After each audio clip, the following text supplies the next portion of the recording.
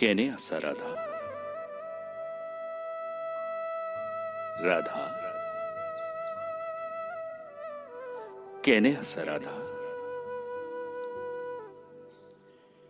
গোকুল এৰি মথুৰালৈ অহাৰ পৰা তোমাৰ খবৰ একোকে নাপাওঁ। কি মায়াৰে আৱৰিলা নিজক, যাৰ বাবে আজি নাপাই খবৰেই অন্তৰ্যামী কৃষ্ণই তোমাৰ। জানো মই কৃষ্ণবিহীন বৃন্দাবনৰ তুমি বিৰহী ৰাধা। তোমাৰ অকুণ্ঠ প্ৰেমৰ মই নভোলা পাৰিজাত। তোমাৰ হীৰাই হীৰাই হৃদয়ৰ স্পন্দনে স্পন্দনে হয়তো আজি মোৰে শূন্যতা। এই মিছলীয়া কৃষ্ণৰ বাহিৰ সুৰত বিভোৰ বিমুগ্ধ হোৱা তোমাৰ তন মন যৌৱন, নিস্বাৰ্থ প্ৰেম নিস্বাৰ্থ ভক্তি একোৰে মূল্য মই নোৱাৰিলো দিব। তোমাক আৰু সেই লগৰীয়া গোপ গোপীসকলক এৰি আহিবৰ দিনা মোৰ কেনে লাগিছিল জানা ৰাধা? মই যেন হেৰুৱাই পেলাইছো মোৰ প্ৰকৃত ঠিকনা। যে বৃন্দাবনৰ প্ৰতিজোপা গছ লতিকা, তৰু তৃণ, প্ৰতিটো পশু পক্ষী মোৰ আজন্ম ভাল পোৱা আছিল, সেই বৃন্দাবনক এৰি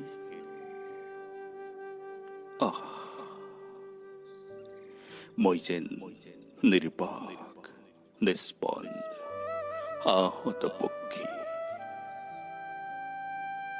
তোমাক বিদায় বুলিবৰ সাহস সেইদিনা মোৰ নাছিল ৰাধা। ৰাধা, সেই যে শৰতৰ পূৰ্ণিমা ৰাত্ৰি, গোকুল বৃন্দাবনৰ বাহুলী গোপীসকল জোনাক বিধৌত যমুনাৰ দুই পাৰ, আৰু তুমি যে মোক টান মাৰি লৈ গৈছিলা কামাতুৰ গোপীসকলৰ মাজৰ পৰা হাউলি পৰা কদমৰ তললৈ। জোনাক উপচা যমুনাৰ পাৰত হাউলি পৰিছিলা তুমিও মোৰ দুবাহুত। সতৃষ্ণ নয়নেৰে বিভোৰ বিমুগ্ধ হৈছিলা মোৰ বাহিৰ সুৰত। আৰু যে এদিন সেই উতনোৱা ফাগুনৰ ধূলিয়ৰী বৃন্দাবনত মোৰ প্ৰেমেৰে গৰ্বিনী ৰাধাজনীক মই আবিৰ সানি ৰাঙলী কৰি পেলাইছিলো, সেইদিনাৰ পৰাই হয়তো তুমি মোক কলীয়া কানাই বুলি উপহাস কৰিবলৈ পাহৰি পেলাইছিলা। আবিৰৰ সাজত আমি সকলো একাকাৰ হৈছিলো। মনত আছেনে ৰাধা, তুমি যে এদিন যমুনাৰ পাৰত এপদ এপদকৈ খোলকাই পেলাইছিলা মোৰ দেহৰ সমস্ত অলংকাৰ? তুমি হয়তো ভাবিছিলা মই নিদ্ৰামগ্ন, কিন্তু কি জানা ৰাধা, সাৰে আছিলো মই, সাৰে আছিল মোৰ সমগ্ৰ চেতনা। তোমাৰ হাতৰ প্ৰতিটো লাৱনী স্পৰ্শত পিন্ধি ললো মই মাধৱী মাধৱ, কেশৱী কেশৱ, প্ৰেমৰ ভূষণ। সেই সকলোবোৰ এতিয়া ইতিহাস। আজি মোৰ দহু আঙুলিত নাবাজে বাঁহী বজালেও প্ৰাণ পাই নুঠিব সেই সুৰ যি সুৰত বাউলী হৈছিল মোৰ ৰাধা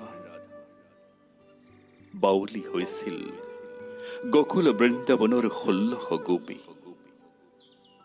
দাম সুদাম দাদা বলৰাম মোৰ হাতমাত বিলীন হোৱা তোমাৰ নিষ্কলুষ প্ৰেম এতিয়া মাথো এক যুগমীয়া বিৰহ ব্যথা তোমাক কাষৰ পৰা আকৌ এবাৰ হেঁপাহ পলুৱাই চোৱাৰ হেঁপাহত গকুল বৃন্দাবনৰ সমস্ত গোপগোপীৰ সভক্তিক প্ৰেম ভাল পোৱাৰ হেঁপাহত আই যশোদাৰ আচলতে এৰি অহা স্নেহ আবদাৰবোৰৰ হেঁপাহত তোমাৰ কলীয়া গোসাঁই আজি অস্থিৰ বিৰহ ব্যাকুল প্ৰেমৰ প্ৰস্থৰ প্ৰতিমা ৰাধা কেনে আছা ৰাধা